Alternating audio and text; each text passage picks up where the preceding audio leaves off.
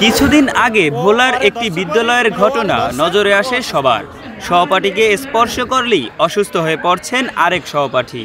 এবার প্রায় একই ঘটনার পুনরাবৃত্তি ঘটল বরগুনার বেতাগীর একটি মাধ্যমিক বিদ্যালয়ে।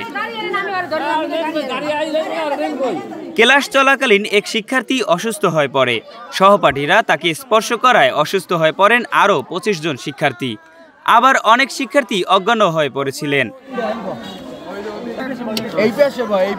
ওয়ালটন ফ্রিজ কিনে অনেকের মতো আপনিও হয়ে যেতে পারেন মিলেনিয়াল সেরা পণ্যের সেরা অফার।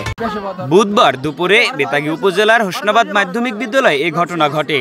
জানা গেছে, এদিন স্কুলে ক্লাস চলাকালীন হঠাৎ এক ছাত্রী অসুস্থ হয়ে পড়ে যায়। ওই ছাত্রীর শরীরে অস্বস্তি দেখা দিলে প্রাথমিক সেবা দেওয়ার সময় সহপাঠীরা কাছে গিয়ে স্পর্শ করলে এক এক করে ২৫ জন শিক্ষার্থী অসুস্থ হয়ে পড়ে। বিদ্যালয় প্রধান শিক্ষক নান্না মিয়া বলেন, ঘটনাটি সত্য, তবে কি কারণে এমনটা হয়েছে তা জানতে ম্যানেজিং কমিটি তদন্ত করে দেখবে। রাসায়নিক বিক্রিয়ায় ঘটেছে কিনা তাও তদন্ত করে দেখা হবে।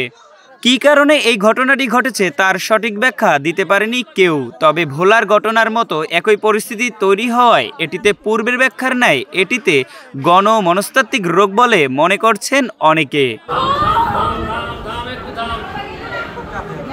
হোসাইন সিপাহী, বেতাগী, বরগুনা।